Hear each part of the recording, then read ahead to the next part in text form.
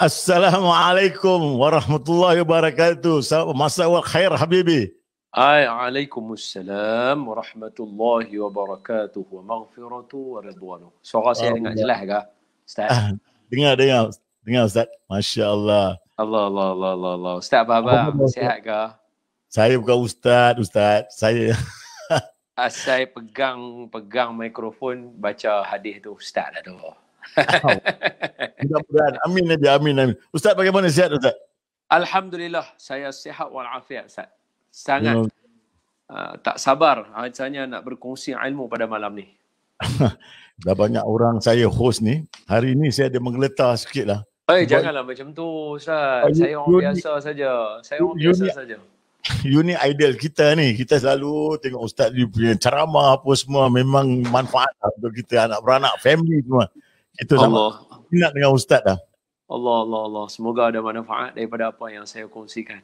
Amin insya-Allah. Saya ni biasa saja Haji Anwar. Saya ni bak kata pepatah. Saya ni ibarat rehal menjunjung kitab. Rehal aja menjunjung kitab. Tak ada apa. Umpama busut tepi bukit. Busut nak sama dengan bukit jauh beza lah. Tak ada manfaat banyak dapat daripada saya. Sikit-sikit boleh lah. Kadang-kadang kita daripada perbualan orang tu kita tahu tu orang tu tawaduk dia lain macam sikit lah. Allah. Ya Nabi. Ustaz, orang Singapura sihat hari ni. Macam mana cuaca dekat Singapura hari ni Ustaz? Hujan lah nampak Ustaz. Hari ni hujan. Hari ni di Kuala Lumpur banjir Ustaz. Betul. Saya dapat gambar juga daripada teman saya di Damansara. Allah. Tolonglah doa, minta rakan-rakan, saudara-saudara senusantara dengan kita Singapura, doakan kepada kami di Malaysia. Dalam suasana COVID ni, kita dilanda pula dengan banjir di ibu kota kita pula. Nanti kerja-kerja reporting system nanti agak ketergendala nanti. Minta tolong doa dah. Sana banyak orang-orang alim, orang Malaysia lagi. Ada terer-terer daripada sini. Allah, semoga Allah merahmati kita. Jom, hari ni kita nak sembang tajuk apa Ustaz?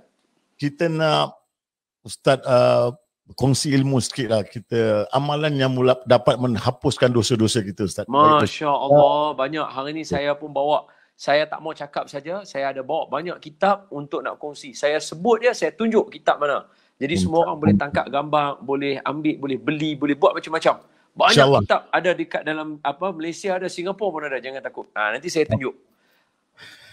Okey Ustaz, tafadhal masykurah. Ana tak nak buang masa lagi. Sekarang kita nak ilmu dulu. Tafadhal Ustaz. Bismillahirrahmanirrahim. A'udzu billahi minasyaitonir rajim. Bismillahirrahmanirrahim. Assalamualaikum warahmatullahi wabarakatuh.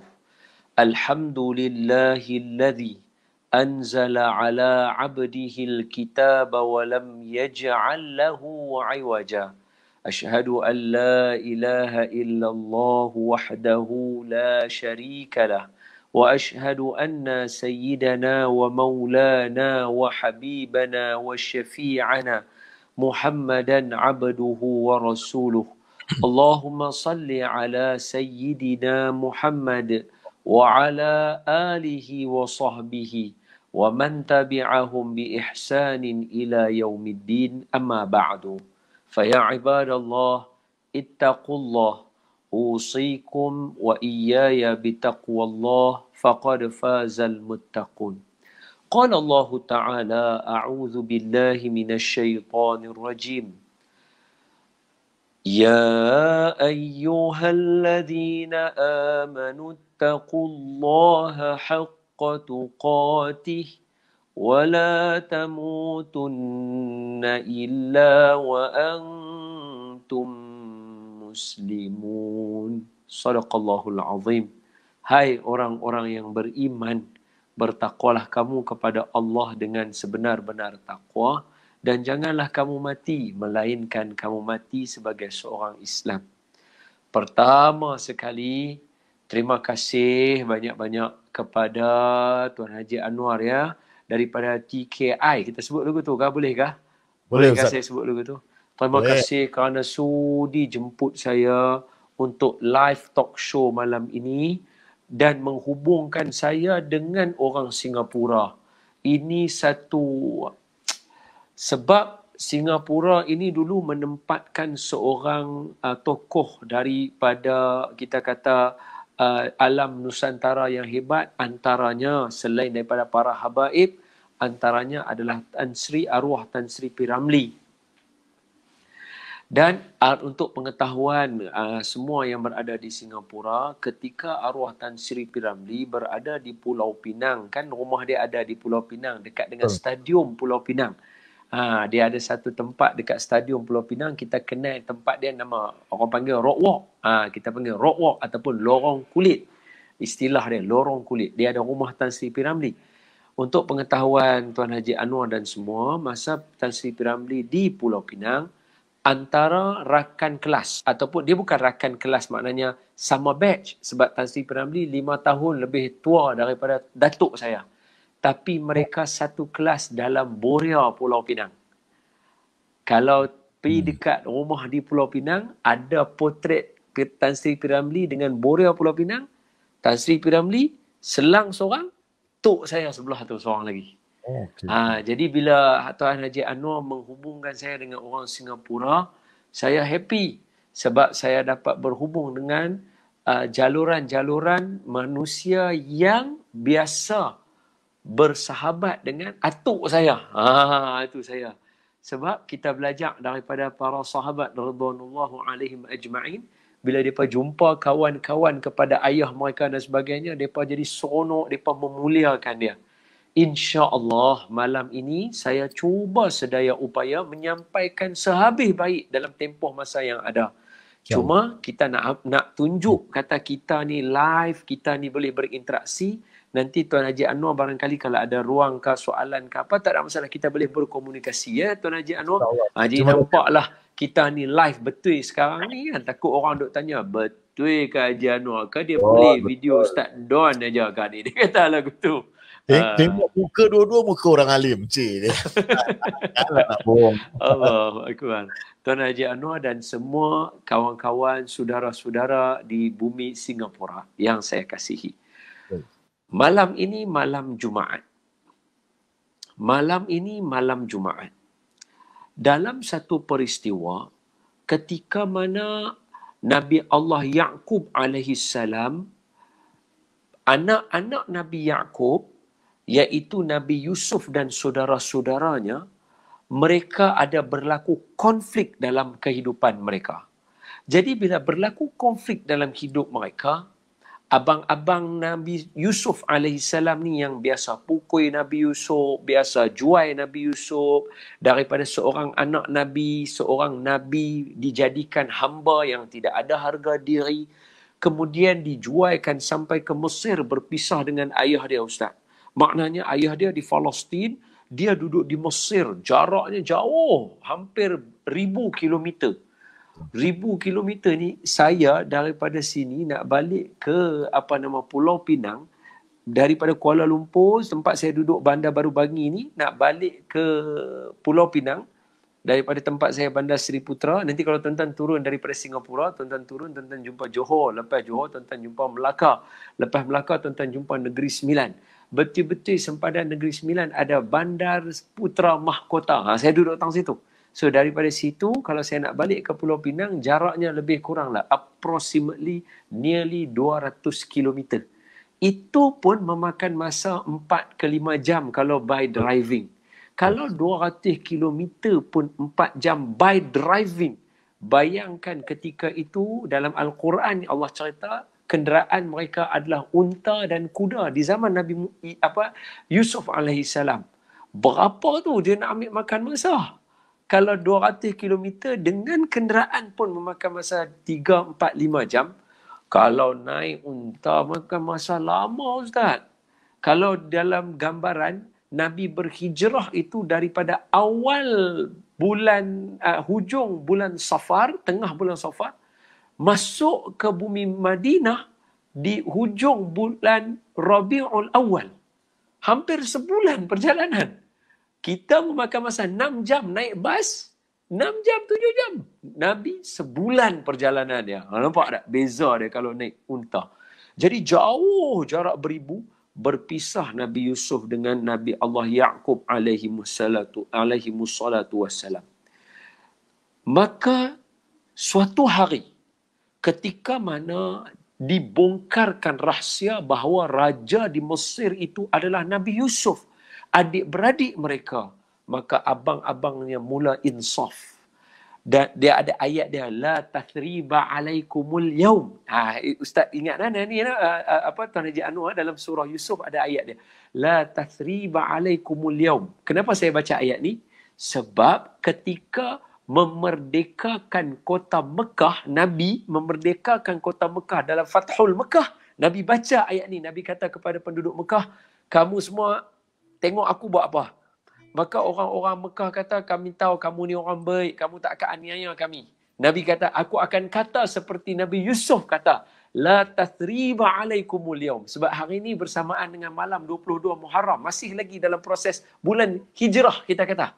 Jadi saya baca yang ni kepada semua untuk memerdekakan diri kita, untuk orang Malaysia, merdeka orang Malaysia, dan juga kita baca ayat ni, la tasriba alaikumul yaum. Hari ini kamu tak akan disiksa, kamu tak akan dianiaya apa, kamu bebas, pilah ayat ini.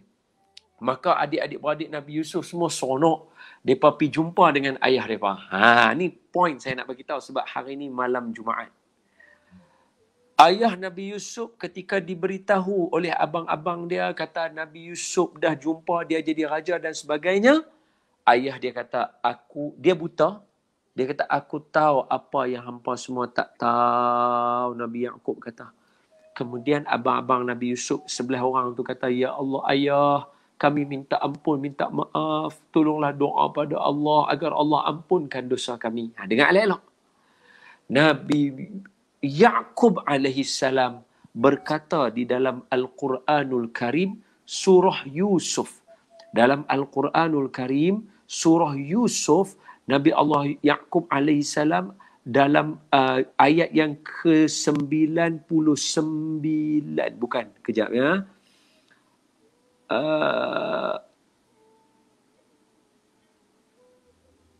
Baik.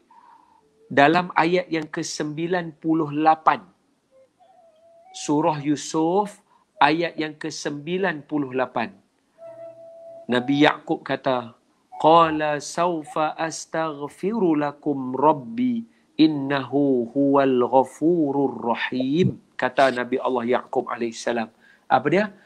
Saya akan mohon kepada Allah untuk ampunkan dosa kamu, wahai anak-anakku. Sesungguhnya Allah itu maha pengampun lagi maha pengasih. Dengar elok? Dengar elok? Nabi Yaqub kata, saya akan minta Allah ampunkan dosa kamu. Maka Nabi Yaqub telah berdoa kepada Allah untuk Allah ampunkan dosa anak-anaknya. Nabi Allah Yaqub punya doa telah menyebabkan adik-beradik Nabi Yusuf diangkat martabat mereka menjadi Nabi. 11 orang. Termasuk Nabi Yusuf, 12 orang menjadi 12 orang ketua kepada Bani Israel ketika itu. Soalannya, hebatnya doa Nabi Yaqub sehingga Allah ampunkan dosa dan mengangkat martabat anak-anaknya. Maka kata guru kami yang mengajar kami tafsir, iaitu salah seorang pentasih Al-Quran di Malaysia, kan zaman, bahasa Arab kata, kan zaman, lama dah. Iaitu Al-Alim Maulana Syekh Abdullah Bukhari. Ingat nama ni ya? Masih hidup. Beliau masih hidup. Masih ada di Pulau Pinang. Syekh Abdullah Bukhari. Kalau tuan-tuan buka Quran lama, saya ada Quran lama dekat rak saya tu. Kalau tuan-tuan buka Quran lama, tengok nama nombor 4. Kalau Quran Malaysia, nama nombor 4. Pentasir Quran, Maulana Syekh Abdullah Bukhari. Ini guru yang mengajak kami tafsir surah Yusuf. Kata guru kami, tahukah kamu wahai anak-anakku, kata guru kami, hari waktu yang didoakan oleh Nabi Allah Yaqub sehingga dimakbulkan oleh Allah adalah pada malam Jumaat. Jadi pada malam ini kita kena banyak berdoa. Sebelum kita nak cerita amalan penghapus dosa dan sebagainya, malam ni dulu kita rebut. Kita kata, ya Allah, ampunkanlah dosaku. Ampunkanlah dosa isteri dan pasanganku. Ampunkanlah dosa kedua ibu bapaku. Dosa yang telah lalu dan yang akan datang, yang sengaja atau tidak sengaja, yang terang atau yang tersembunyi.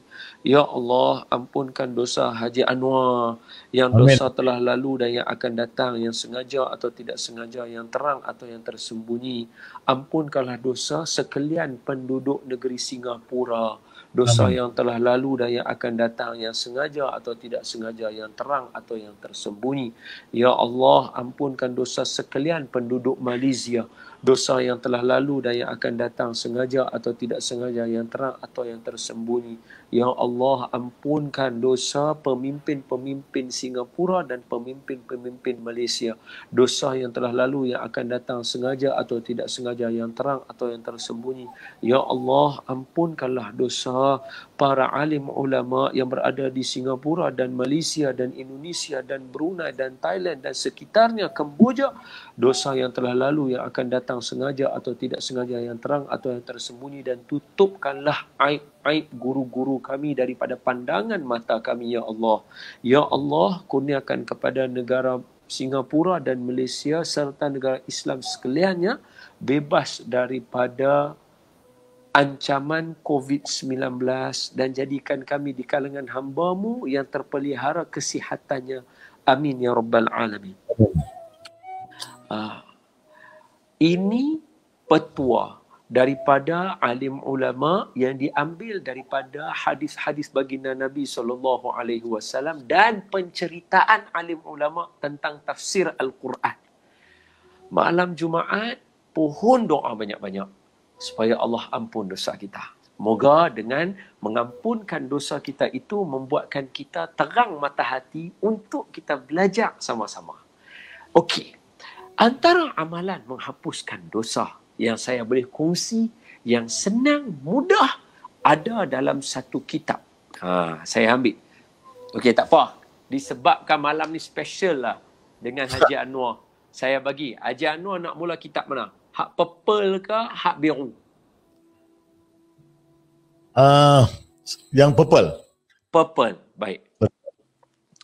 Kitab yang purple ini namanya Ghayatul Matlub. Ghayatul Matlub. Tuan Haji Anwar, boleh dengar clear ke saya sebut nama kitab? Very clear, Ustaz. Very clear. Ghayatul Matlub. Apa maksud Ghayatul Matlub? Iaitu amalan penghapus dosa walau sebesar mana pun dosa kita. Ni. Siapa pengarang kitab ni kena tahu dulu. Sebab nanti ada setengah orang kata, sebab hari ni kan ramai orang alim, ramai orang terlebih alim daripada kita, Haji Anwar ini. Dia tengok-tengok, dia kata, apa pakai hadis dhaif, apa pakai hadis, sebelum nak tahu apa-apa tu dulu. Siapa pengarang kitab ni? Nama pengarang kitab ni Imam Ibnu Al-Daiba. Imam Ibnu Al-Daiba. Biasa terkenal dengan nama Imam Ad-Daibai. Biasa terkenal dengan nama Imam Ad-Daibai. Kalau Tuan Haji Anwar masyhur dengan nama Maulid Ad-Daibai. Biasa dengar Maulid Ad-Daibai. Singapura mesti masyhur kerana para habaib dan juga itu Ahlul Bait Nabi ramai di Singapura. Kami menumpang barakah daripada Singapura, ya. Kami menumpang barakah daripada keturunan-keturunan Al-Haddad, As-Saggaf, Al-Kaf yang ramai di negeri Singapura.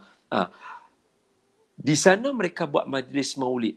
Dan antara maulid yang masyhur adalah Maulid Ad-Daibai. Macam biasa dengar pula nama tu. Maulid Ad-Daibai. Siapa pengarang kitab kita tadi, Ghayatul Matlub? Imam Ibnu Daiba. Oh, rupanya ulama yang sama. Beliau adalah antara muhaddis, antara ulama-ulama hadis yang alim dalam ilmu hadis. Jadi beliau mengarang juga cerita tentang baginda Nabi dengan yang disebut sebagai Maulid Ad-Daibai yang selalu kita baca. Kemudian yang famous juga maulid adalah yang Simtud Durar yang dibaca bersama dengan Habib Umar dan sebagainya. Okey, itu antaralah. Kalau di Malaysia, Singapura masyhur juga iaitu Maulid Barzanji. Okey, jadi antara yang ada adalah Maulid Ad-Daibai. Jadi beliau adalah antara ulama-ulama yang hebat dalam bidang hadis. Jadi beliau mengarang himpunan-himpunan amalan-amalan yang menghapuskan dosa kita. Antaranya yang saya hafal dan saya amalkan. 2 yang famous. Ni yang saya selalu titipkan kat semua orang. Supaya semua orang amalkan dia. Sangat mudah dalam kehidupan kita. Tapi sebelum nak pergi itu saya baca dulu. Supaya tuan-tuan tahu, oh ini rupanya. Baik-baik, kami pun akan cuba juga untuk lakukannya. Baik, saya share dengan tuan-tuan ya.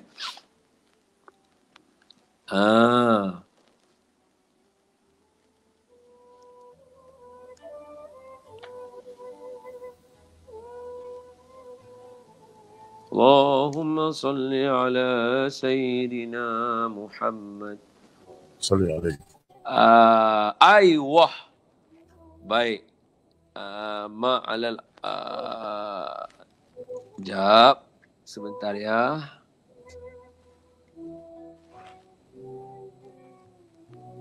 Sekejap ya, sebentar.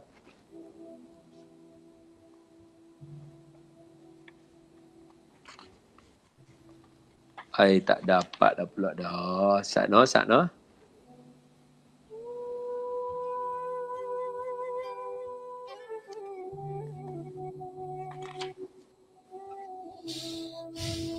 Wah, jumpa. Nampak? Hadis yang kelima.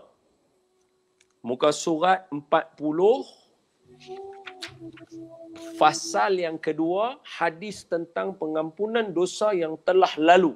Makna siapa buat amalan ini, Allah ampun dosanya yang telah lalu. Very simple. Tengok. Daripada Mu'adz bin Anas al-Juhani radhiyallahu anhu wa ardah. Beliau berkata, Rasulullah sallallahu alaihi wasallam bersabda, "Man akala ta'aman faqala alhamdulillahilladzi at'amani hadza ta'ami wa razaqanihi min ghairi haulin minni wala quwwah, ghufira lahu ma taqaddama min dhanbihi." Siapa-siapa yang membacakan doa ini setelah dia selesai makan. Nampak? Bukan susah mana Tuan Haji Anwar. Lepas makan saja. Lepas kita makan, oh alhamdulillah, kenyang. Minum air. Lepas tu kita nak habis makan, kita baca doa. Baca doa mana? Doa ni yang saya nak share ni. Maka dia kata, Nabi sebut, siapa baca doa ini, Allah ampunkan dosa dia yang telah lalu. Hadis riwayat Imam Abu Dawud, At-Tirmizi dan Ibnu Majah. Dan hadis ini adalah hadis hasan, termasuk dalam kategori hadis sahih. Macam, nak tak kita ulang doa ni sama-sama Tuan Haji Anwar? Sila Ustaz, fadal. Barulah malam ni kena dengan topik kita, betul? Amalan penghapus dosa. Sebab tadi saya suka dengan mukadimah Haji Anwar, iaitu kita ni orang yang banyak dosa. Sebelum makan malam tadi, kita ada buat dosa. Betul. Betul? Lepas mayang maghrib nak tunggu dinner, buat dosa. Jadi Nabi sentiasa bagi kita ruang pengampunan dosa itu. Walaupun selepas makan. Maka sebab itu kita suka untuk tanya, apalah yang menyebabkan susah untuk Allah mengampunkan dosa kita? Jom kita amal doa ni sama-sama. Saya baca, tuan-tuan ikut. Siapa yang tak dapat, tolong tulis dalam komen ke apa ke dekat ni kita punya kelas ni. Saya boleh ulang. Kalau tuan-tuan tak faham 7 kali saya akan ulang. Sebab saya nak Allah ampun dosa saya juga. Boleh dah? Doa dia bunyi macam ni. Syarat dia kita cerita dulu. Saya akan bagi 2 yang saya selalu amal. Okey? Syarat dia kita makan. Okey? Ya Allah, syarat dia kena makan. Rupanya Tuan Haji Anwar, mudahnya ya Allah. Ya Rab. Ya Rab. Kena makan. Tuan Haji Anwar kita buka dia makan. Makan. Lepas tu minta air sikit minum. Oh, alhamdulillah kenyang. Kejap saya tunjuk contoh. Encik Wan, ada ambil satu secawan air untuk saya. Air sejuk pun boleh. Saya tunjuk nanti. Supaya dengan amalan ni, senang orang amalkan dia dan hari-hari semoga Allah ampun dosa kita. Hadis sahih. Kategori hadis sahih. Dia adalah hadis hasan. Hadis hasan ni termasuk hadis sahih. Hadis yang diamalkan. hadis yang diamalkan dalam kehidupan kita. Kuat hadis hasan ni. Mudah. Masya Allah. Allahu Akbar. Dia doa dia. Okey, terima kasih Haji Wan. Terima kasih. Saya tunjuk dekat tuan-tuan. Baik. Masih Wan. Okey, ini secawan air.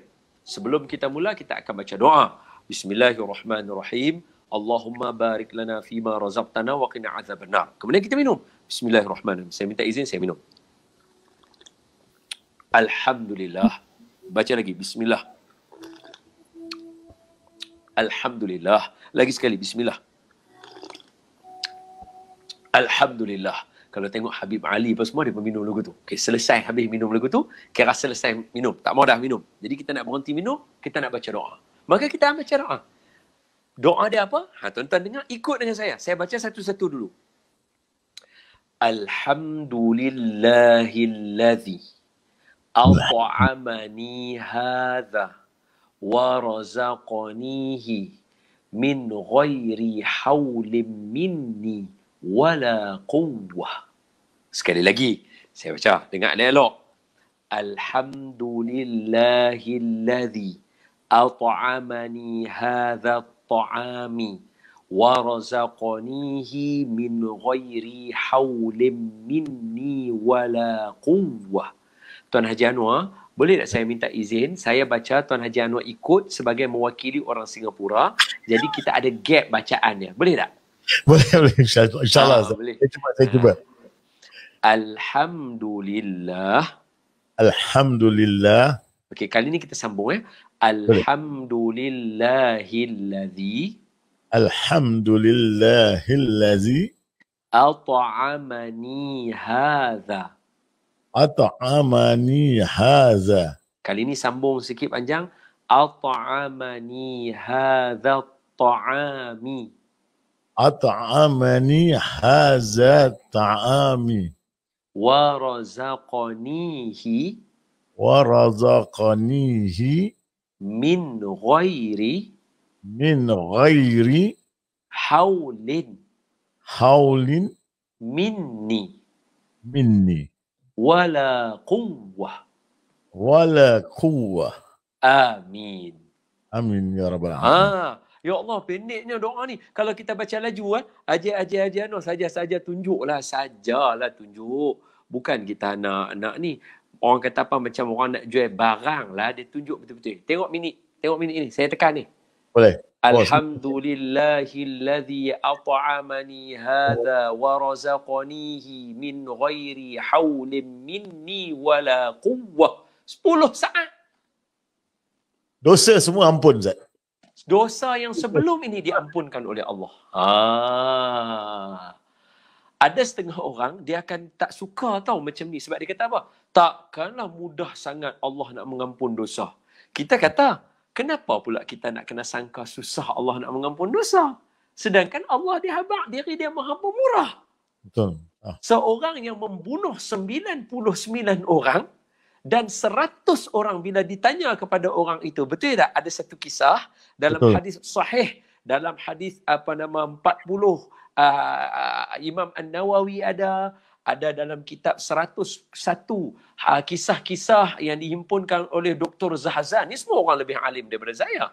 Dia perkumpulkan cerita ini dalam kitab ulama masyhur ahli sunnah, iaitu Imam Ibnu Kathir dalam kitabnya Bidayah wa Nihayah, kitab permulaan dan pengakhiran. Al-Bidayah wa Nihayah, karangan Abul Fida Ismail Ibnu Kathir. Ini ulama striker ni, hebat. Dalam ni dia karang, dia bubuh cerita ni. Apa dia? Seorang lelaki telah membunuh 99 orang. Berjumpa dengan seorang ahlul ibadah. Dia tanya, adakah Allah akan ampunkan dosa saya sebab saya dah bunuh 99 orang? Ahlul ibadah itu kata, kamu tidak akan diampunkan oleh Allah. Maka dia ambil pedang dia potong kepala kawan tu. Mati kawan yang ke-100. Dia jumpa dengan orang alim. Dia tanya, adakah Allah akan ampun dosa aku? Orang alim kata, sudah pasti. Sebab Allah maha pengampun. Tapi dengan syarat, kamu tak boleh duduk di sini. Kamu kena pindah pergi satu tempat. Maka kawan itu pun memacu kudanya. pergi ke negari atau negara yang dituntut oleh orang alim untuk mengampunkan dosa, maka dalam perjalanan dia jatuh mati di tengah perjalanan. Diukur oleh malaikat dekat dengan tempat dia nak bertaubat. Saya ulang sekali lagi. Dekat dengan tempat dia nak bertaubat. Maka malaikat telah membawanya masuk ke dalam syurga kan neraka Haji Anwar? Syurga insyaAllah. Cerita ni masyhur. Dapat pergi ke syurga. Kalaulah satu orang yang telah melakukan dosa yang besar sekali dalam Islam, membunuh 100 orang, Allah boleh ampunkan begitu sahaja. Apalah kiranya untuk kita hamba yang tak bunuh orang, hanya tergelincir sekali-sekala, untuk Allah ampun dosa kita. Apalah salahnya? Kan Allah Maha Baik, Allah Maha Kasih Sayang, Allah sayang kita. Allah sentiasa habaq dekat Nabi dengan mengatakan, Ya Bani Adam. Ini buka nanti hadis hadis kursi ya.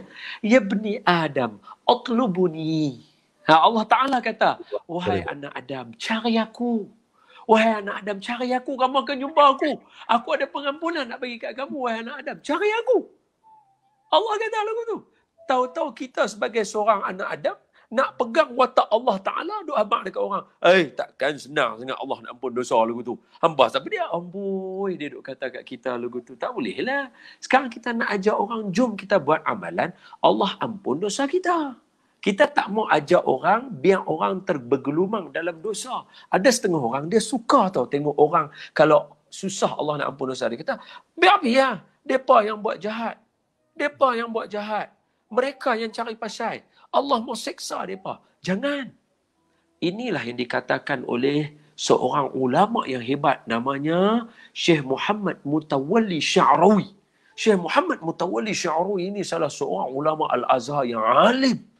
Beliau suatu hari berjumpa dengan pemuda-pemuda yang orang kata apa, kuat berdakwah ni lah kita kata. Hak jenis jiwa muda ni, jenis duk keyboard warrior lah apa, duk marah orang sana sini, duk teguk orang ikut dan semua ni. Jadi dia tanya kat mereka suatu hari, dia kata, apa pandangan kamu sekiranya satu kelab malam itu terbakar dan orang-orang di dalam dia mati? Maka kata pemuda-pemuda ni, tak apa bagus, kelab malam itu wajib bakar supaya dia tutup. Bakar, tak apa. Tapi dalam dia ada orang-orang Islam yang lara. Maka kata mereka, biarkan. Itulah balasan kepada mereka. Maka kata Syekh Muhammad Mutawalli, kalau begitu, pengakhiran mereka di mana? Kalau mereka tengah berfoya-foya, kemudian kelab malam terbakar, mereka mati, mana akhir mereka? Kata pemuda-pemuda ni, mereka ke dalam api neraka. Kata Syekh Muhammad Mutawalli Sya'rawi, apakah tujuan syaitan diciptakan? Maka jawab pemuda-pemuda ini, untuk membawa orang pergi ke neraka. Maka kata Syekh Muhammad Mutawalli, kalaulah tadi jawapan kamu supaya senang melihat mereka masuk neraka, apa beza kamu dengan syaitan? Nampak? Kita tak mau bawa jalan macam tu. Kita tak suka. Kita nak semua orang sama-sama masuk dalam syurga. Sebab itu cara jalan kita. Hadisabili, kata Nabi. Ini jalan aku. Bawa orang semua masuk dalam syurga. Buat apa kita cerita supaya orang masuk dalam neraka? Buat apa kita cerita teruk sampai nak bagi orang rasa hang ni hanya layak duduk dalam neraka semata-mata? Tidak. Kerana Nabi ajar kita dalam hadis-hadis baginda yang mulia. Apa dia? Hadis tadi kita baca masa bila? Tuan Haji Anwar, masa bila kita baca doa tadi tu? Masa bila? Lepas makan. Allah. Lepas makan. Benda yang paling seronok. Rasa sup merah, sup tulang merah. Alamak. Itu bukan Singapura. Murtabak Singapura. Murtabak Singapura. Lepas makan murtabak Singapura, jilat jari dia. Masya Allah, sampai begitu. Alhamdulillah, kenyang dia. Kemudian dia baca doa. Alhamdulillahilladzi at'amani hadha at-ta'ami wa razaqanihi min ghairi haulin minni wala quwwah. Apa berlaku kepada dia? Allah ampun semua dosa dia yang telah lalu. Kenyang dapat tak kenyang? Kenyang pun dapat. Allahu Akbar, seronoknya. Satu lagi doa. Bolehkah? Boleh. Fadal. Boleh lah, satu lagi nah. Sekejap ya, saya cari balik.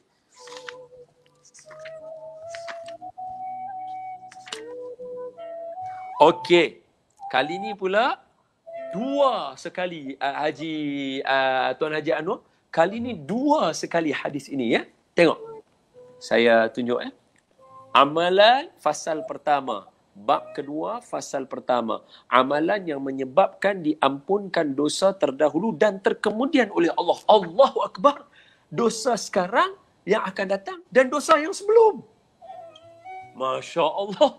Allahu Akbar. Tuan Haji tahu tak doa ni nak baca masa bila? Tak tahu. Ketika pakai baju. Insya-Allah. Allah, ya Allah. Mari kita tengok. Hadis pertama daripada Sayyidina Muaz bin Anas Al-Juhani radhiyallahu anhu wa ardah. Beliau berkata Rasulullah sallallahu alaihi wasallam bersabda, "Man labisa thawban jadidan faqala." Siapa pakai baju baru? Esok hari apa? Jumaat. Antara amalan sunat hari Jumaat apa dia? Pakai baju baru, Aduh, ini doa boleh dapat. Itu amalan dia. Nabi kata siapa yang pakai baju baru, kemudian dia berkata, maknanya dia selalu pakai baju baru. Dia pakai baju baru, baju tak boleh tunjuk lah, takkan nak buka tunjuk badan masa tak boleh lah. Minum boleh lah. Jadi siapa yang pakai baju baru, kemudian dia baca doa. Alhamdulillahilladzi kasani hadha wa razaqanihi min ghairi hawlin minni wala quwwah. Macam nak dekat sama lah doa macam tadi, betul tak? Betul, Ustaz. Senang. Apa dia? Ghufira lahu ma taqaddama min dhanbihi wa ma ta'akhkhar. Apa dia? Tengok saya tunjuk betul-betul dekat ni. Sesiapa yang memakai baju baru, kemudian dia membaca doa kita baca tadi, maka Allah mengampunkan dosanya yang terdahulu dan yang terkemudian. Hadis riwayat Abu Dawud, Imam At-Tirmizi, Imam Al-Hakim dalam Mustadrak, dan hadis ini sahih menurut Imam Bukhari, dan hadis ini adalah hadis hasan. Saya dah kata tadi hadis hasan termasuk hadis sahih. Tu. Hairan kan? Ramai orang tak ajak kita tentang benda ni, betul? Betul, Ustaz. Siapa-siapa yang mengamalkan hadis ini, maka dia telah, apa orang kata apa? Diampunkan dosa dia yang telah lalu dan yang akan datang. Dua sekali. Doa sama macam tadi. Cuma keadaannya yang tadi baca masa bila? Lepas makan. Selepas makan. Yang ni doa masa bila? Pakai baju baru. Masa kita pakai baju baru. Jadi macam mana keadaan dia macam ni. Ketika satu orang selum kain, kan kita orang Melayu kita pakai kain pelikat. Kita pakai kain pelikat atau pakai seluar. Ataupun nak pergi kerja. Kita pakai baju baru. Baju yang baru kita basuh, kita pakai. Baju yang baru kita beli. Baju yang baru kita bawa keluar daripada almari. Tak kisah baju yang baru. Tak kisah. Bila pakai sahaja, bubuh baju elok-elok, ikat serban comel, siap. Ataupun ketika pakai tu pun boleh baca juga, kata ulama. So bila pakai baju tadi tu, terus baca. Apa dia? Alhamdulillahilladzi kasani hadha wa razaqanihi min ghairi hawlim minni wala quwwah. Siapa baca doa ni, Allah ampun dosa dia yang telah lalu dan yang akan datang. Allahu Akbar. Kena nak dengan tajuk malam ni, tak tahu? Betul, Ustaz. Senang dan perkara yang hari-hari kita buat sebenarnya. Ya, dan kadang-kadang kalau ikut kebiasaan orang Nusantara, pagi nak pergi kerja kita pakai baju sekali yang baru, balik lepas tu kita mandi, kita siap untuk nak tidur pula, kita akan pakai baju tidur, pakaian yang baru juga untuk malam. So 2 kali kita baca doa ni. Takkan Allah nak tolak? Allahu Akbar. Wallahu a'lam. Macam mana? Bolehkah lagu ni Tuan Haji Anwar? Bagus, Ustaz. Dia sebenarnya doa-doa ni yang kita selalu terlepas pandang. Kita minta yang macam-macam, minta rezeki, minta umur panjang, macam-macam kita minta. Tapi sebenarnya ini doa-doa ni sebenarnya keliling kita sehari-harian ni kita lepas pandang.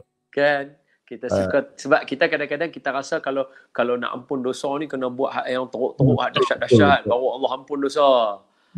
Sedangkan kita ni iman kita lemah, nak ambil semayang taubat pun susah. Jadi kita harap dengan amalan-amalan kecil yang kita buat ini, Allah ampun dosa sebab kita mengingati Allah.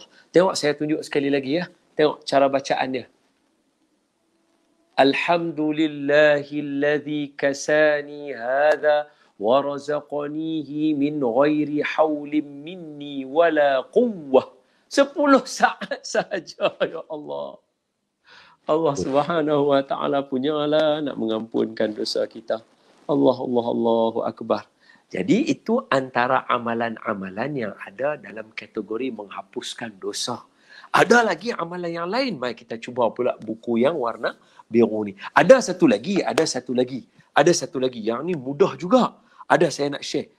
Saya takut saya terlupa.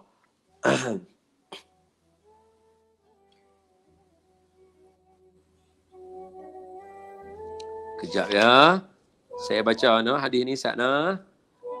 Boleh tunggu Ustaz ke, Tuan Haji? Boleh Ustaz. Tak ada masalah.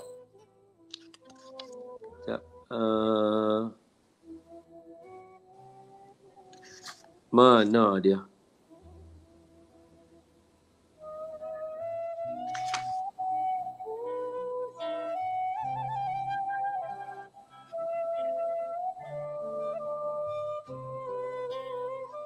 Baik. Mari. Allahumma salli ala Sayyidina Muhammad wa ala ali Sayyidina Muhammad. Sebelum saya baca hadis yang ada dalam ni, saya sebut dulu hadis yang saya dapat daripada Ustaz Badli Shah Alauddin. Ustaz, Singapura mesti terkenal ya, Ustaz Badli Shah Alauddin. Datuk Badli Shah Alauddin rahimahullahu ta'ala wa nafa'ana wa iyyakum bi'ulumihi fi daraini amin. Ustaz Badli Shah ada pesan kepada saya. Dia kata, hari ini ramai orang yang rasa macam, ya Allah, ada perintah kawalan pergerakan, tak boleh pergi masjid, tak boleh pergi surau, rasa sedih lah. Kemudian ada pula yang hari ini dah boleh pergi masjid surau dah. Dia rasa tak seronok pula sebab tak dapat pergi haji, tak dapat pergi umrah. Dia rasa sedihnya, ya Allah. Tapi dia terlupa ada hadis-hadis Nabi yang Nabi pesan tentang, contohnya 2. Apa dia hadisnya? Nabi kata, sesiapa, ni Ustaz Badli Shah baru baca kat saya, 2 hari Selasa. Hari Selasa, saya jumpa Ustaz Badli Shah. Ustaz Badli Shah bacakan hadis ni kepada saya. Saya duduk dekat sini, Ustaz Badli Shah duduk sebelah saya. Saya duduk sini, Ustaz Badli Shah duduk depan saya. Dia baca 2 hadis ni, saya dengar. Tu saya nak kongsi dengan semua orang lah. Apa hadis dia? Ustaz Badli Shah kata, sesiapa, hadis ini ialah Nabi kata, sesiapa yang berwuduk dari rumah, kemudian dia sembahyang berjemaah di masjid, maka Allah menuliskan dia pahala seperti orang menunaikan haji. Allah. Begitu mudah Allah Subhanahu Wa Taala nak bagi dekat kita pahala, Tapi dia ada syarat dia lagi sekali. Apa dia? Saya baca sekali lagi Siapa-siapa yang berwuduk dari rumahnya, kemudian dia pergi ke masjid untuk sembahyang berjemaah, sembahyang fardu, Allah tulis bagi dia pahala seperti mengerjakan haji. Yang kedua, sesiapa yang berwuduk di rumahnya, kemudian dia pergi ke masjid sembahyang sunat duha. Maknanya dia sembahyang sunat duha tapi di masjid. Allah tuliskan pahala bagi dia sama dengan pahala mengerjakan umrah. Sama macam mengerjakan umrah. Jadi siapa yang rasa dia tak boleh nak buat haji dengan umrah, dia sedih, jangan takut. Allah sediakan amalan-amalan untuk kita supaya kita dapat juga pahala haji dan umrah. Walaupun kita dalam keadaan kita duduk suasana hari ini. Allahu Akbar. Jadi jangan risau. Hadis yang saya cari tadi, saya takut tak sempat. Saya tak sempat nak tunjuk dekat tuan-tuan dalam ni. Hadis dia ialah, siapa-siapa yang sebelum tidur, dia mengambil wuduk. Maknanya dia ambil wuduk sebelum dia tidur. Boleh faham? Sesuatu orang, dia ambil wuduk, basuh muka, basuh tangan, basuh kepala, basuh kaki. Itu yang wajib. Ataupun dia ambil wuduk, dia gosok gigi dulu sebelum tidur. Dia gosok gigi, dia ambil wuduk, kumuk, buang, masuk ke air dalam hidung. Kemudian dia basuh muka, kemudian dia basuh tangan kanan. dia basuh tangan kiri, dia basuh kepala, dia basuh telinga, dia basuh kaki dia. Kemudian dia baca doa, asyhadu an la ilaha illallah wa asyhadu anna muhammadar rasulullah. Allahumma ja'alni minat tawwabin wa ja'alni minal mutatahhirin wa ja'alni min ibadikas salihin. Kalau siapa yang dah buat macam tu, kemudian dia tidur dengan wuduk tadi, Allah Ta'ala jadikan seorang malaikat duduk di hujung kepala dia. Dia tidur macam ni, ada malaikat duduk di hujung kepala dia, memohon ampun kepada dia sepanjang malam. Allahumma salli ala sayyidina Muhammad. Allah. Amalan ni ada dalam hadis Nabi, tapi kita jarang buat, no? Betul. Kita jarang buat, kita jarang amalkan dia. Maka malam ni tidak. Jadikan dia sebagai satu anjakan paradigma untuk kita mengamalkan amalan-amalan yang hadisnya, riwayatnya ada dalam kitab-kitab mu'tabar pada alim ulama untuk kita amalkannya. Itu baru yang ni. Belum lagi kitab ini yang ditulis oleh Ustaz Muhadir Haji Jul, yang dihimpunkan daripada kitab-kitab ulama-ulama mu'tabar, dan belum lagi daripada anak cucu Rasulullah, iaitu Syekh Muhammad Ibn Al-Alawi Al-Maliki, Sayyid Muhammad Ibn Al-Alawi Al-Maliki Al-Hasani, profesor. Beliau adalah seorang profesor, doktor Muhammad Ibn Al-Alawi Al-Maliki rahimahullahu ta'ala, yang mengarang amalan-amalan dalam kitab kecil-kecil macam ni. Sekali lagi saya akan share, jangan takut. Saya bagi peluang dulu kepada Tuan Haji Anwar, sekiranya kalau ada orang nak berinteraksi, ada tanya soalan ke apa yang perlu saya attend, silakan Tuan Haji Anwar. Saya nak berkongsi je lah Ustaz. Kalau nak tanya, saya tengok ni dah kusyuk sangat dengan Ustaz ni sampai lupa nak baca komen-komen ni. Saya pernah dengar almarhum Tuan Guru saya, almarhum Tuan Guru saya, almarhum Sidi Abdul Rashid bin Sidi Muhammad Said, yang makamnya ada di Negeri Sembilan, Seremban. Jadi dia bilang, Ustaz kenal? Pernah dengar? Saya tak sempat. Tapi beliau antara ulama masyhur.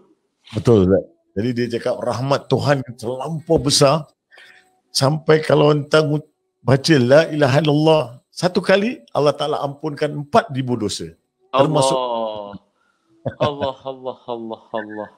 Bukan itu sahaja. Dengan kalimah la ilaha illallah tu boleh selamatkan kita masuk dalam syurga. Betul. Jadi dia bilang rahmat Allah Ta'ala ni memang beyond kita punya imagination. Sebab dia Allah. Dia bukan kita. Dia Allah. Dia sayang kita. Dia kasih kita. Ya bani Adam, utlubuni. Wahai anak Adam, cari aku. Cari aku. Aku ada banyak rahmat kasih sayang aku nak bagi kat kamu. Cari aku, kata Allah Ta'ala. Betul Ustaz. Betul dia. Sila Tuan Haji Anwar, tak apa, boleh baca. Saya ready je nak dengar. Ada soalan lah kita. Semua banyak tengah kusyuk ni semua cakap Assalamualaikum, terima kasih Ustaz, semua macam gitu. Cuma saya nak kongsi sikit Ustaz, nak tanya sikit lah. Kalau kita doa-doa begini Ustaz, apa perbuatan kita seharian kita dengan anak perempuan kita, dengan mak bapak kita, kalau sambil kita beramal dengan ilmu, doa-doa lepas makan ataupun nak tidur apa segala macam, kalau kita taat ataupun kita berhormat dengan mak bapak kita, atau kita berikan kasih sayang kepada anak-anak, kawan-kawan, teman-teman, peranan-peranan untuk mendapatkan rahmat Allah Ta'ala macam mana Ustaz kalau keadaan begitu? Allahumma salli ala Sayyidina Muhammad wa ala ahli Sayyidina Muhammad. Dia kan, kalau kita tengok, Islam dia terdiri di atas 3 asas. Pertama, rukun iman, rukun Islam, dan ihsan. Ihsan inilah yang kurang hari ini. An ta'budallaha ka'annaka tarahu fa in lam takun tarahu fa innahu yaraka. Kata Nabi SAW ketika mana disoal oleh malaikat Jibril alaihissalam dalam hadis yang kedua daripada hadis 40 Imam An-Nawawi rahimahullahu taala, Matan Arba'in, terkenal dengan namanya Matan Arba'in ataupun Arba'in An-Nawawi. Kitab ini menghimpunkan 40 hadis asas dalam kehidupan manusia. Hadis keduanya berbunyi, ketika datang seorang lelaki yang diceritakan oleh Sayyidina Umar Kami duduk bersama Nabi suatu hari, mai seorang lelaki duduk berdepan dengan Nabi, lutut bertemu lutut. Dia punya tangan kafai ala raqibaihi, dia punya fakhidhaihi, dia punya tapak tangannya memegang Nabi punya paha. Kemudian dia bertanya kepada Nabi, akhbirni anil Islam. Saya bagi tahu kat aku tentang Islam. Maka Nabi jawab, anta syahadu an la ilaha illallah, mengucap 2 kalimah syahadah, menunaikan sembahyang, berpuasa, mengeluarkan zakat dan haji. Kemudian lelaki itu kata, saddaqta, kamu betul. Kemudian dia kata, akhbirni anil iman, ceritakan aku tentang iman. Nabi kata, antu'minu billah wal malaikatihi wa kutubihi wa rusulihi wal yaumil akhir wal khairu wasyarru.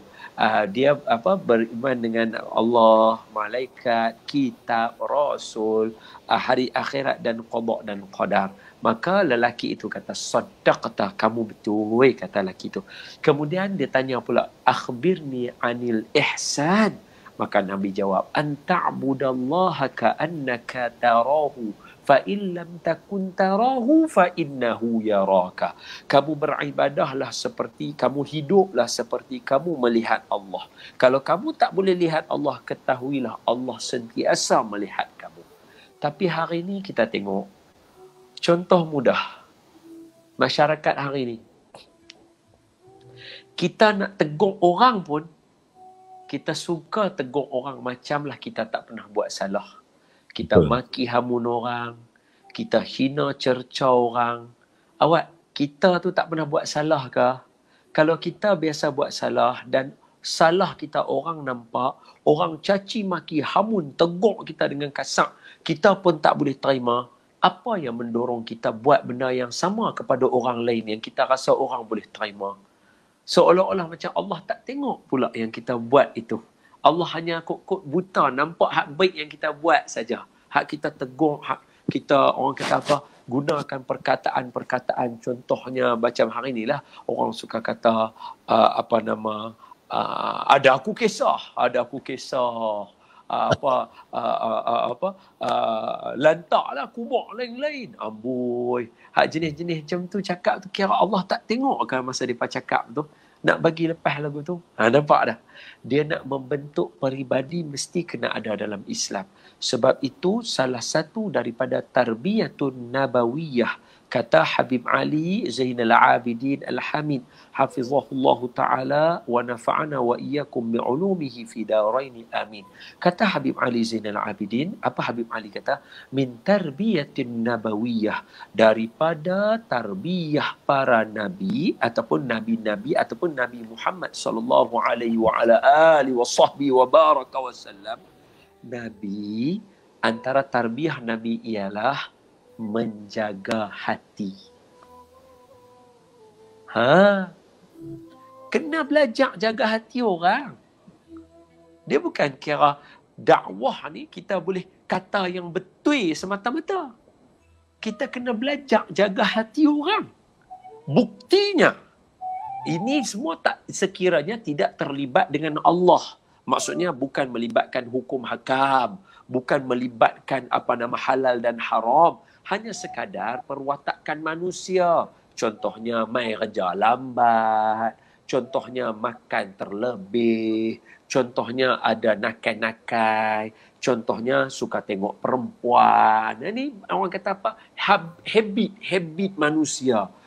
Benda-benda macam ni masih ada tasamuh untuk kita menjaga hati orang yang kita nak tegur. Sebagai bukti, ingat tak cerita ketika mana Nabi dijamukan oleh seorang perempuan dengan buah limau yang banyak. Ini kan kisah para alim ulama suka cerita dekat kita. Suatu hari baginda Nabi duduk dengan para sahabat, duduk dengan para sahabat. Tiba-tiba mai satu orang perempuan, "Ya Rasulullah, saya ada bawa buah tangan. Ini buah oren." Satu riwayat mengatakan, satu lagi riwayat mengatakan buah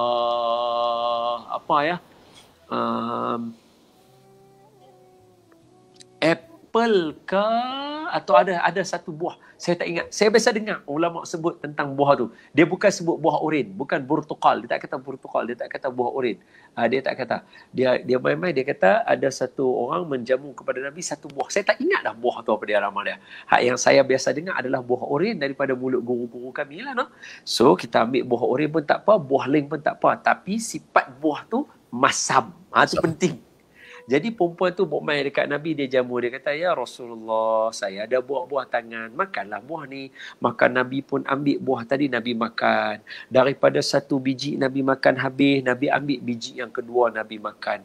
Menjadi kebiasaan Nabi, bila Nabi makan, Nabi akan bagi sahabat pun turut makan.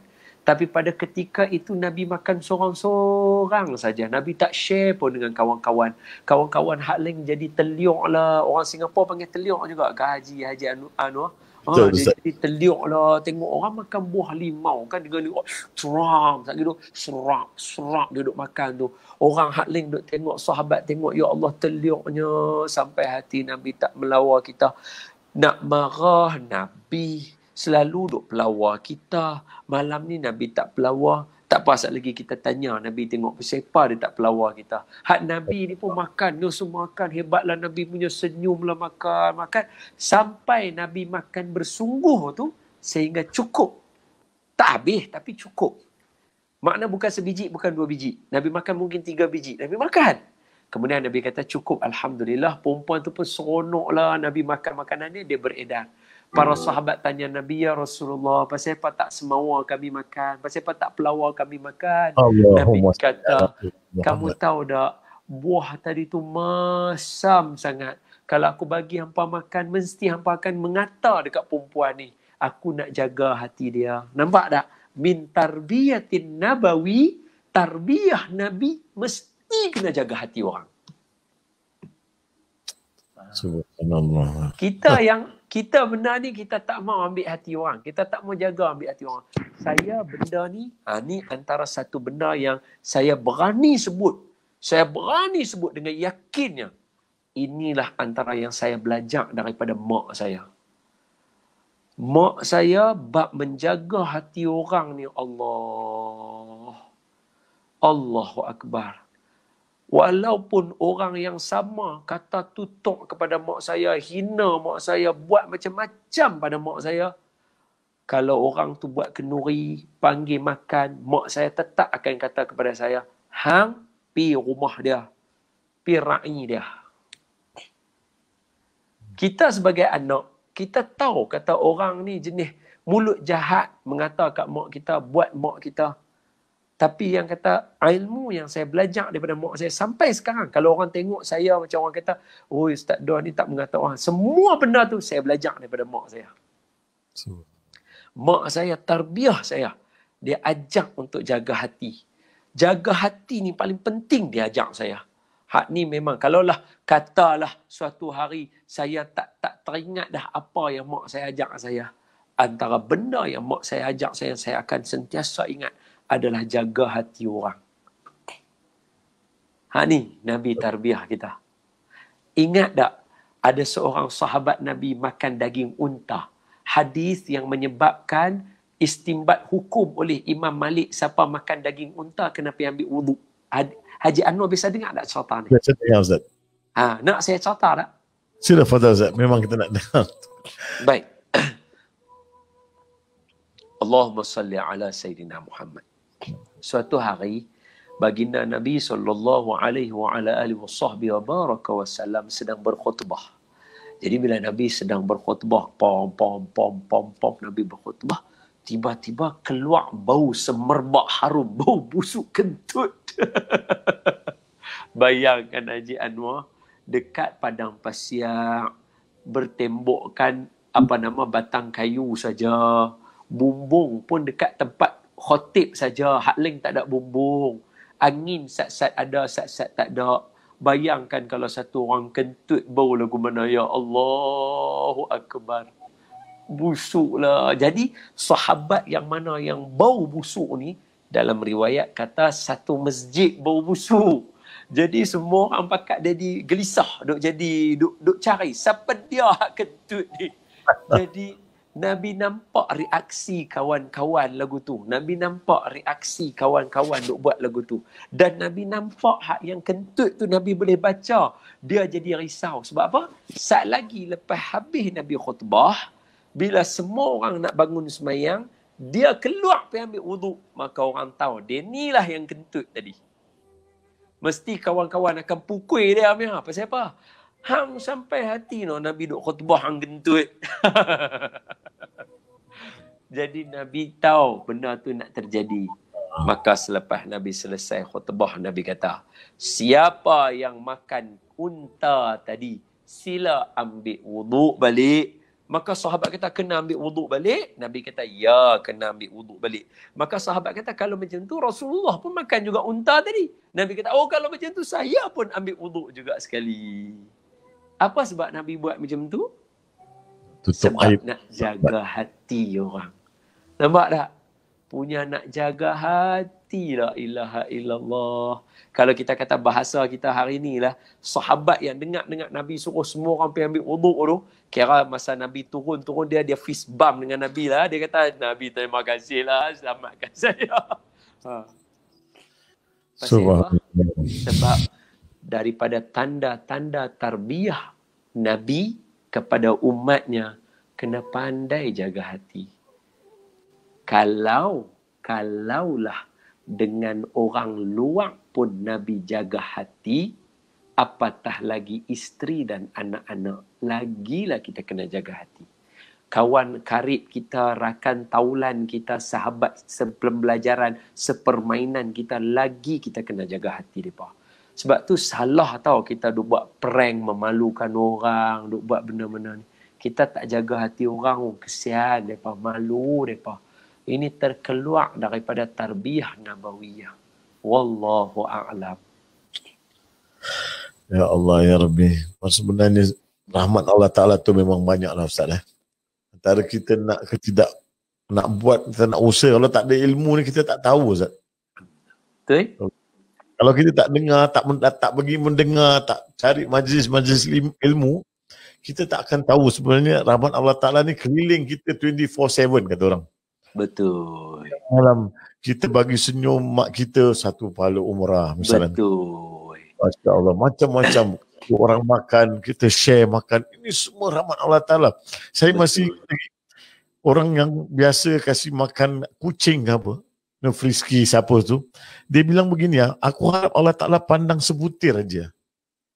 Sebutir Allah Ta'ala pandang, aku. Kalau Allah pandang sebutir tu syurga. Surga, betul. Itu dia cakap. Rahmat Allah Ta'ala ni senang. Sampaikan kalau seorang anak mensolatkan bapanya atau ibunya jenazah, kan begitu. Dia solat dia. Dia sembahyangkan itu yang 4 takbiratul ihram tu, Allah Ta'ala ampunkan dosa mak bapak dia. Allah. Nanti kalau kat sini kita belajar Ustaz turun kongsi ilmu ni hari, sebenarnya rahmat Allah Ta'ala ni ada di depan kita, antara kita nak atau tak nak. Betul, Tuan Haji Anwar. Saya sekadar sebagai seorang anak, saya nak orang kata apa, kalau istilah hari ni dia tak katalah share, dia kata shout out lah. Saya nak shout out. Nak bagi tahu dekat semua orang, sebagai seorang anak, saya masih ada mak bapak, saya masih ada mak bapak mertua saya. Saya cuma nak pesan saya kepada abang-abang dan kakak-kakak daripada warga kawan-kawan Singapura ya. Saya tak kata mak bapak kita semuanya baik. Boleh jadi ada di kalangan kita yang mungkin mak bapak dia ada tak baiknya itu. Cuma sebagai seorang anak, bayangkan kalau dengan orang luar Nabi ajar kita jaga hati. Allah. Maka saya mengajak dan merayu kepada semua yang di luar sana, tolonglah jaga hati mak bapak kita. Walaupun ada benda, betul saya mengaku, ada kala benda yang mereka buat bagi kita sakit hati, tapi wajib bagi kita menjaga hati mereka. Jaga tutur kata kita, sayang mak bapak kita, sanjung mereka setinggi-tingginya. Biarlah yang salah mereka itu mereka dengan Allah.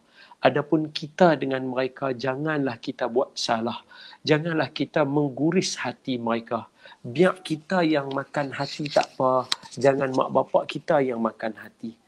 Janganlah mak bapak kita terseredik hati dia, terasa hati dengan perbuatan kita. Biarlah kita mengalah sikit. Biarlah kita mengalah banyak pun tak apa. Yang paling penting, semoga syurga menjadi milik kita.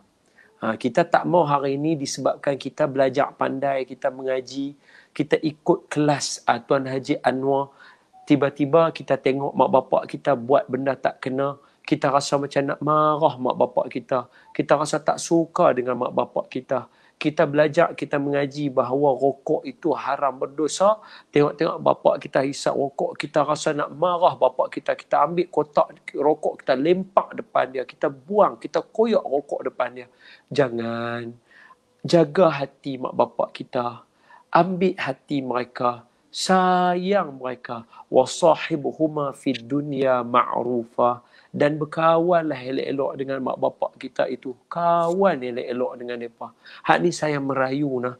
Sebab akhir zaman ini anak-anak cepat untuk nak marah mak bapak. Cepat rasa macam mak bapak tak pandai. Memang betul, bukan semua mak bapak pandai. Tapi saya merayu, jaga hati mereka.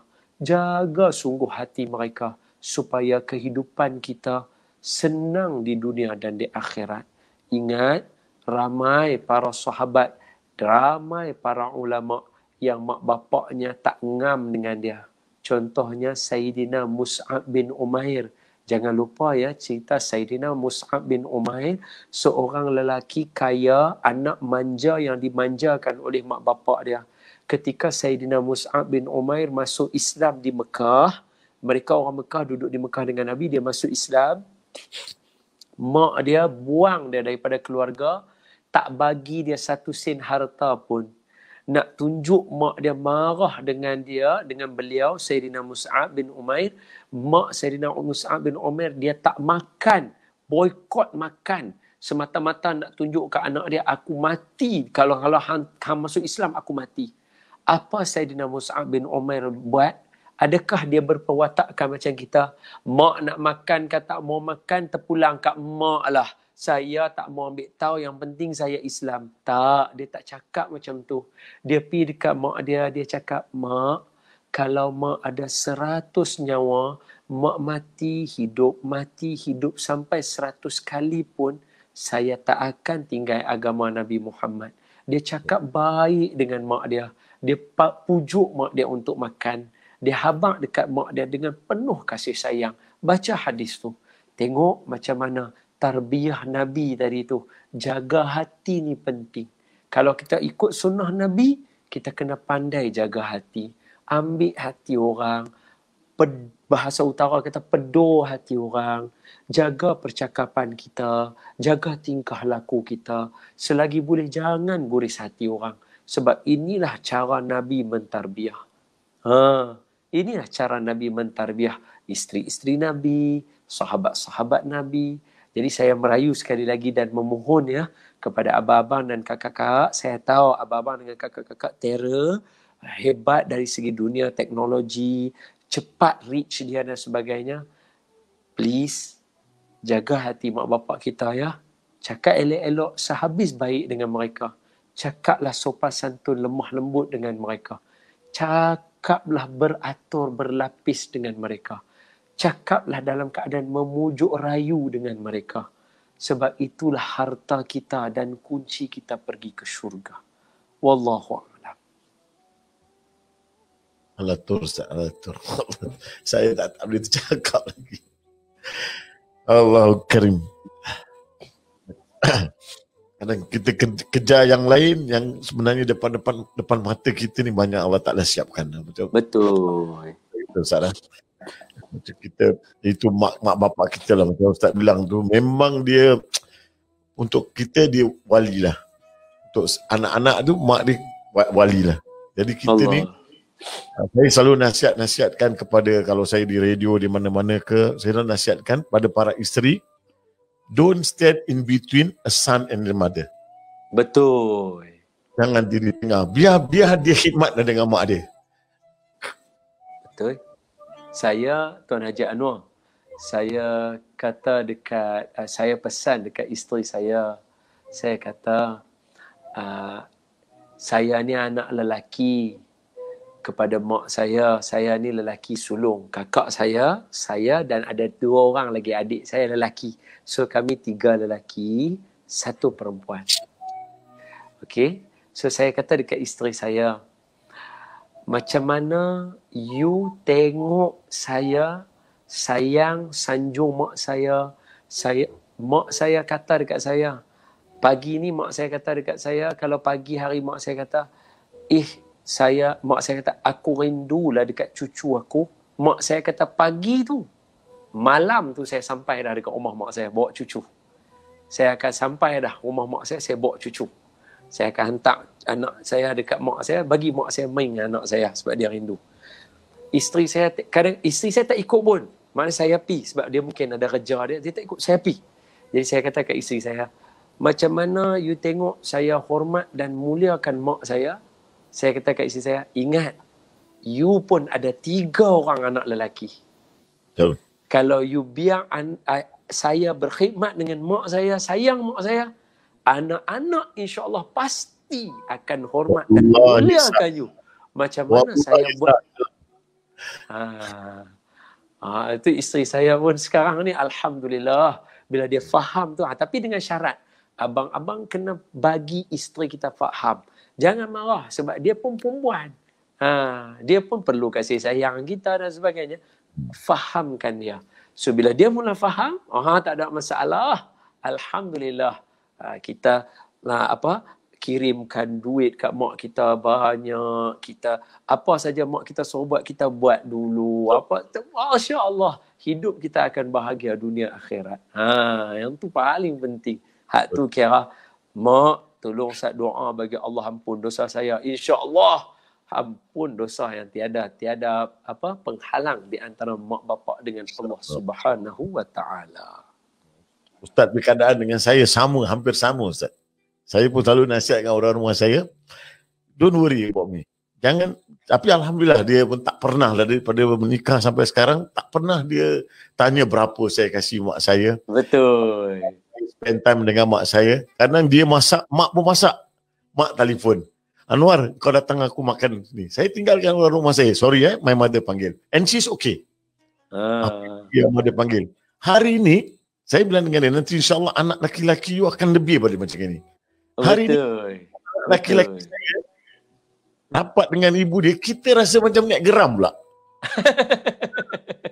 Padahal kita yang buat itu tradisi dengan anak kita kan. Kadang kita tengok dengan anak-anak dia, dengan mak dia, kita pula rasa kan ngada sangat betul lah. Tapi mudah-mudahan Ustaz kita, semoga Allah memelihara keluarga Tuan Haji Anwar dan semua kawan-kawan yang menonton kita pada malam ini. Betul Ustaz. Saya rasa inilah cukuplah Ustaz hari ini. Tapi saya mohon kau Ustaz, please, this is not the last time we going to be together. InsyaAllah. Saya okey saja, jangan risau. Okay. InsyaAllah, alhamdulillah. Jadi saya rasa cukuplah untuk hari ini. Biar dia kata orang biar dia tengah lapar ni, kita stop. Jadi mesti ada next meal, mesti ada. Kalau dah kenyang nanti kita dah tawarlah. Baik, insyaAllah. InsyaAllah. Maksud saya pada para penonton yang ada ni, hari ni kita cerita daripada penghapus dosa sampai ke rahmat Allah Ta'ala ni. Jadi kalau kita fikirkan apa yang kita buat ni semua, di situ semua ada pengampunan, ada rahmat, ada syafaat, ada macam-macam ada. Kejarlah yang mana-mana kita nak baik. Hatta kasih kucing makan ke, hatta kasih kawan-kawan makan ke, pergi tengok mak, telefon mak ke, kasih mak senyum, kasih berita gembira. Semuanya ada rahmat Allah Ta'ala kat situ. Semua Allah Ta'ala kasih kita macam buffet Ustaz. Betul. Kita mana dia. Sekali kita baca Bismillahirrahmanirrahim, terang kubur kawan-kawan kita kalau kita hadiahkan. Bismillahirrahmanirrahim. Ini semua ulama yang cakap. Jadi saya berterima kasih sangatlah kepada Ustaz dapat memberi kita nasihat, menyentuh kalbu juga. Saya topik ini ada sensitif sikit Ustaz. Sorry. Tak ada masalah. Saya suka tengok murahnya air mata Tuan Haji Anwar. Semoga Allah menghapuskan dosa-dosa Tuan Haji Anwar dengan sebab air mata itu. Amin Ustaz. Jadi kita nak mohon Ustaz supaya Ustaz dapat baca doa sikit sebelum kita Boleh. InsyaAllah kita akan jumpa lagi. Allahumma shrah bil Qur'anil azim sudurana wa yassir bihi umurana وعظم به أجورنا ووسع به أرزاقنا ونور به قلوبنا وقبورنا وقبور آبائنا يا رب العالمين. اللهم فقهنا في الدين وعلمنا تأويل واهدنا صراطك المستقيم. اللهم اجعل جمعنا هذا جمعا مرحوما وتفرقنا من بعده تفرقا معصوما ولا تجعل اللهم فينا ولا معنا ولا من يتبعنا شقيا ولا مترودا ولا محروما. اللهم لا تدع لنا في مقامنا هذا ذنبا إلا غفرته ولا مريضا إلا شفيته ولا معسرا إلا يسرته ولا ضالا إلا هديته ولا حاجة من حوائج الدنيا والآخرة إلا قضيتها ويسرتها يا رب العالمين. اللهم تقبل منا صلاتنا وقيامنا وركوعنا وسجودنا وتخشعنا وتعبدنا ودعاءنا إنك أنت السميع العليم وتب علينا يا مولانا إنك أنت التواب الرحيم. يا أمان الخائفين آمنا مما نخاف يا أمان الخائفين سلمنا مما نخاف يا أمان الخائفين نجنا مما نخاف. دعوهم فيها سبحانك اللهم وتحيتهم فيها سلام وآخر دعوانا ودعواهم أن الحمد لله رب العالمين.